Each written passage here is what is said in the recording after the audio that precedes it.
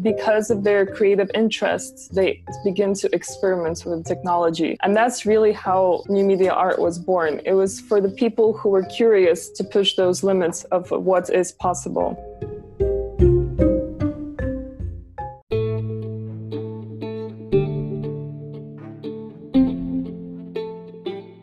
Hi everyone, thanks for tuning into Nodes of Design. To help support our mission spread knowledge, we have a very special guest on today's episode. Let's welcome Aleksandra, who's a digital strategist for the art world and a co-founder of Electric Artifacts, an online venue for new media art. The platform serves as an exhibition space destination for learning and consultancy on new media art. She's also the director of program partnership at Dot Art, the digital addresses for arts community. She holds a master's degree in art business from Sotheby's Institute of Art and has experience working across galleries, auction houses, and art fairs. By combining her knowledge of art business with prior work in consulting and software sales, she specializes in introduction of new application to the art industry. In this episode, Aleksandra had shared great insights on new media art and how does this new media of art movement had started, and we also spoke on the important characteristics of new media art that separates it from old media. We discussed on how is the rapid evolution of technology shaping this industry and what are the best lenses to be used to test and maintain the quality of new media art. In the end, we discussed on ethics, collaboration, presentation involved in the new media art. Hope you guys enjoyed this episode, and on every Friday, we release new episodes with different creative leaders from around the world to help you better understand different concepts related to design. So don't forget to tune in into Notes of Design every Friday. With that being said, happy designing everyone.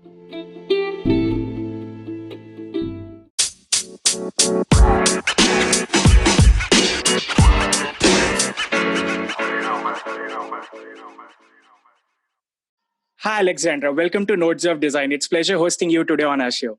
Thanks, Tej. I'm really happy to be here today. So Aleksandra, how's your day going? It's great. London is approaching the end of the lockdown, so I'm really looking forward to checking out some of the new shows and exhibitions. That's wonderful. So if you could give a brief about yourself to our audience out there. Hello, everyone. I'm the co-founder of Electric Artifacts and the global ambassador for Dot Art Domains. Electric Artifacts is a venue for new media art. We're an exhibition space, a destination for learning and consultancy on everything about digital technology and contemporary art. In turn, Dot Art is the digital address for the arts community, is a top-level domain. We work with many organizations in the field of new media art, such as Rhizome, Kadaf, and Ars Electronica, to oversee partnerships within the online space. Thank you so much, Aleksandra. So what was your journey into art and how did you start? What are your tips to the beginners out there? Well, honestly, Tej, ever since I was a kid, I was really creative and I sold my first book at the age of 6. And at the age of 11, I actually organized an auction of things I found in our backyard.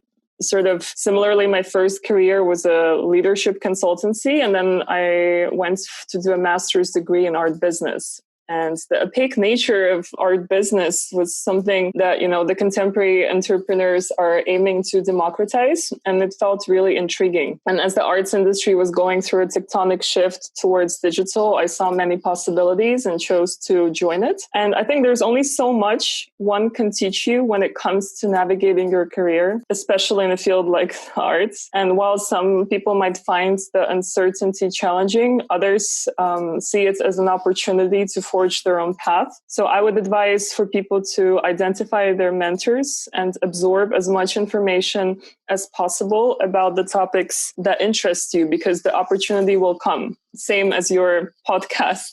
Thank you so much, Aleksandra. So what are the tips that you want to suggest to the beginners out there? So apart from absorbing as much information as possible on the topics that interest you, I would suggest people to keep an eye on some of the influencers in the space. For example, for myself, when I was interested in new media art, I identified some of the key people that I would follow on social channels and attend their lectures and attend any exhibition openings that were relevant to what I'm interested in. I would forge relationships, professional relationships with those people. As I learned more, I realized how could I bring value to the organizations that I would like to work with. That's wonderful, Aleksandra. So let's begin our episode today with new media art. So what is new media art and how does this movement of art started? That's a very good question, and it's quite broad.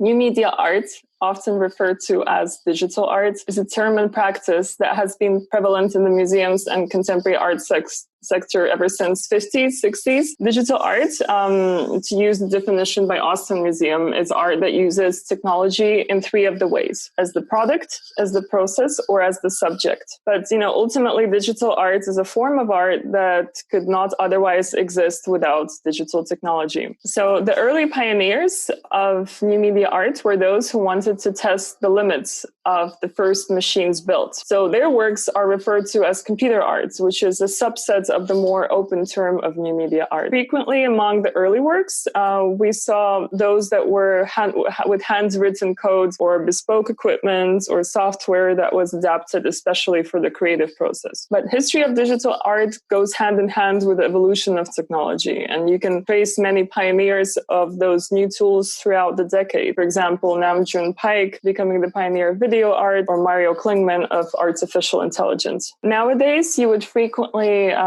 notice that the artists working specifically with new media art are actually people without the traditional art education. We actually, among our cohort, have a great number of artists who are studying biophysics or computer engineering or any other technical field. But because of their creative interests, they begin to experiment with technology. And that's really how new media art was born. It was for the people who were curious to push those limits of what is possible. And for example, our show launching in January will be a cohort of artists actually exploring the field of artificial intelligence, each pointing out different social aspects that the machine and their practice is touching upon. Thank you so much, Aleksandra. So what are the important characteristics of new media that separates it from old media? Well, it's actually a funny question, because when you think about art in general and you think about contemporary art,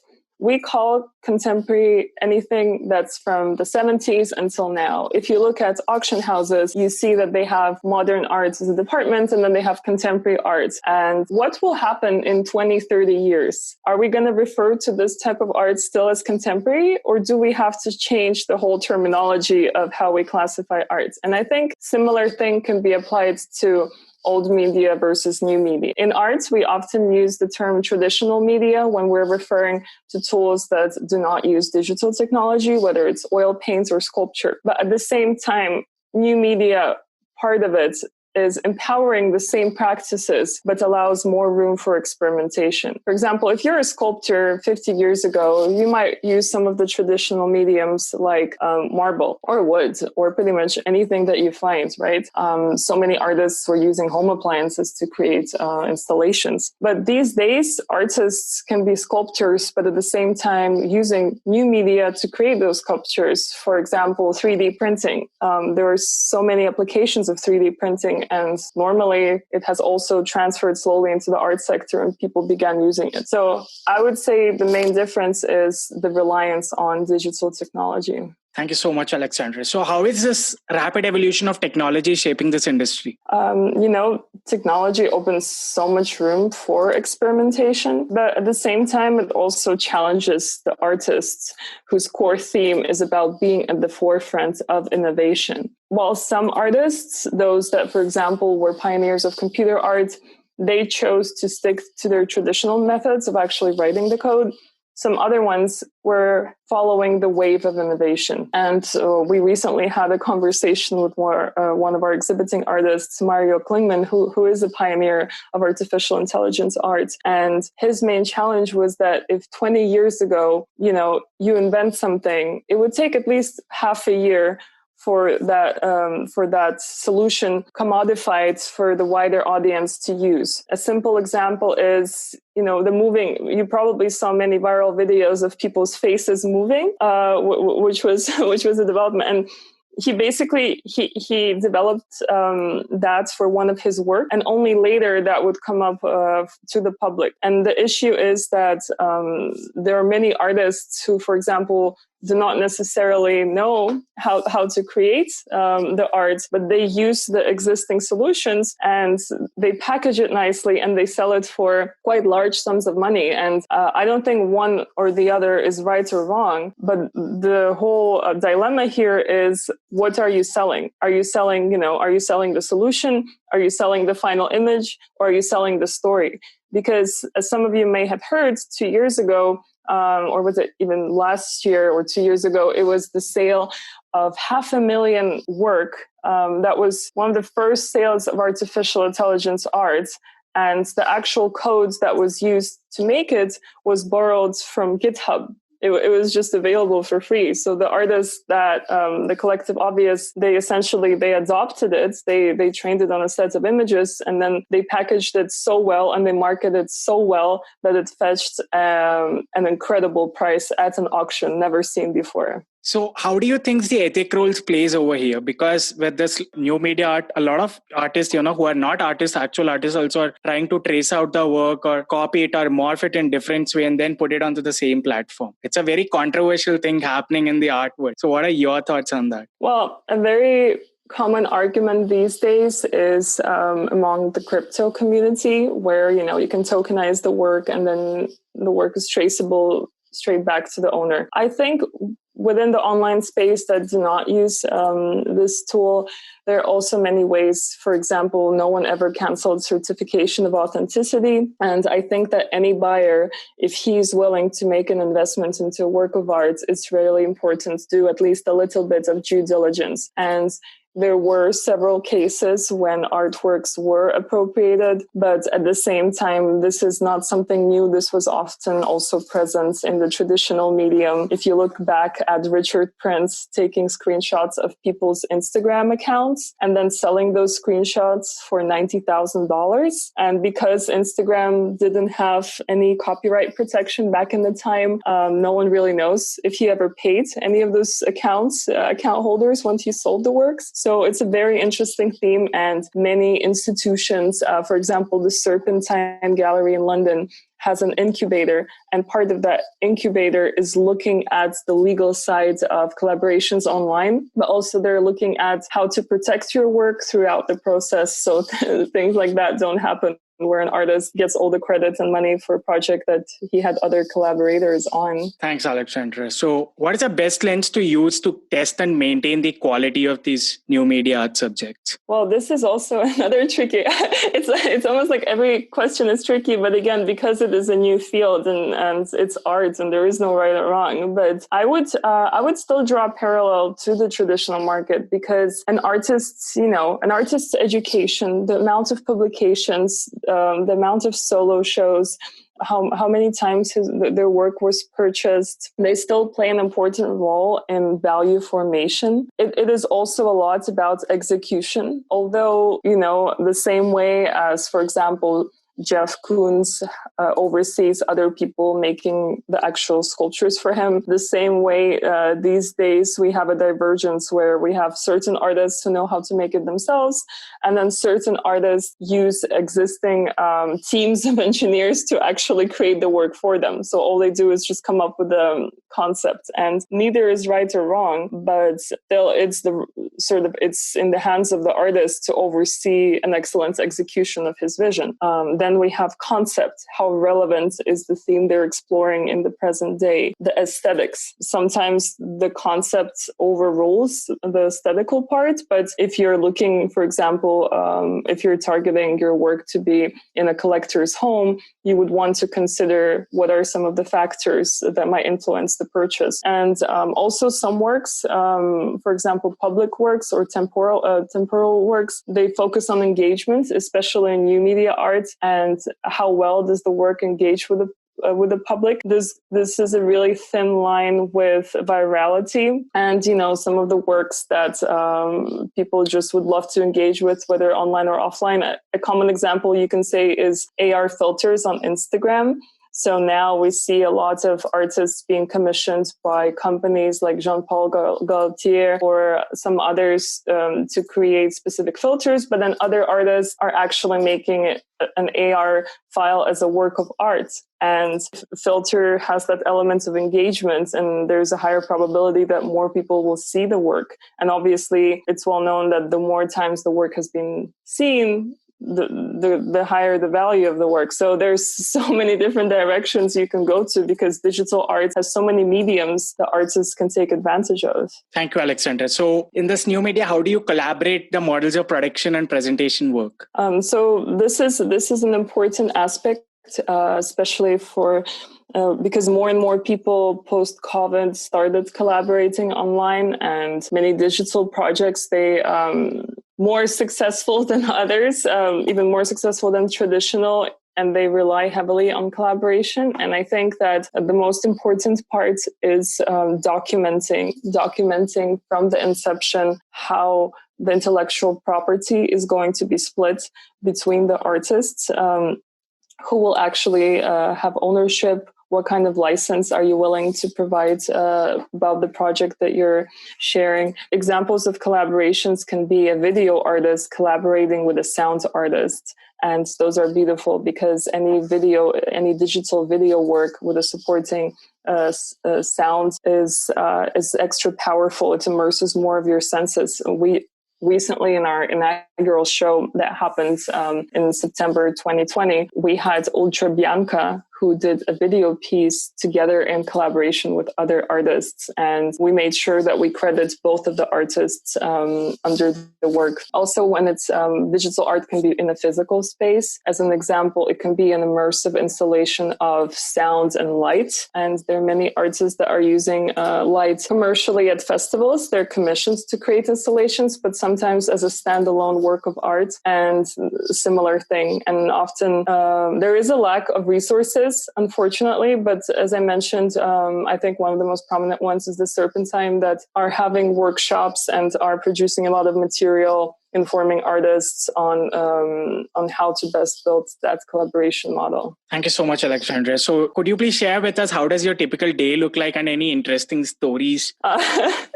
Well, I think it was, there were so many adventures, obviously pre-COVID, and now that we all live online, the most exciting things probably happen on the screen. But you know what I really enjoyed these days is that the meetings that started happening, they shifted away from physical locations like a restaurant or a cafe or a club. And now I hear like I'm meeting some senior leaders from different arts organizations, and the format of our meeting is going for a walk to the park, and sort of we're deciding, like, are we going to go to Hyde Park? Are we going to go to Victoria Park? Are we going to go stroll down the river? And it's sort of because the art world is frequently referred to as a bit exclusive, elitist. And I think that this has sort of brought us back to, why are we interested in art in the first place? And it has brought us back down on earth, and the conversations are more casual. There's no pretentiousness, and I'm really enjoying this. And when I'm not talking about art, which is quite a lot of my time, you can also catch me on the tennis court. And I'm a really big fan of tennis. Thank you so much, Aleksandra. So we'll end this show by you recommending 3 favorite books of yours and also people who inspire you the most in this space. So the top 3 books that I could think of is those that I'm going through at the moment. It's really hard for me to focus on one thing, so I have to be reading several things at once. So first and foremost, it's the Digital Art by Christian Paul. So Christian Paul is a curator at Whitney, and they have a very strong new media art program, and they have a biennial that takes place. She goes into detail about the evolution of digital arts and some of the key artists and some of the key movements, and how the concept works throughout the decades, and what sort of influences were the strongest. Then the second book, it's by Frank Popper. It's called Art of the Electronic Age. So this book is actually a couple of decades old already, but at the same time, I think all the things covered are the more relevant today, and it's really worth. It's more for people who are really, really new to digital arts, for them to get like a basic overview and learn about some of the key figures in the space. And the third book is actually more of like my little pocket book. It's issued by the Serpentine Gallery. They sent it to me a couple of months ago. What attracted me about it is that it focuses on the infrastructure, so to say, of the art world within the arts and technology context. So it looks not only on the theory of new media art, but also on some of the terminology that we should use when referring to it and understanding some of the key movements. And this is important because the reason we started Electric Artifacts and the reason, we started so many startups are happening now in the space is because the ecosystem is still not there. And that's why digital art fairs are happening. That's why museums are having incubators, because together we're shaping that infrastructure for digital artists to have a more clear career path. And so one of the people that comes to my mind who influences me is Carla Rappaport. So she's our board member at Electric Artifacts, and she's the co-founder of Lumen Prize. It is the UK's, or probably one of the world's leading prizes for arts and technology. So last year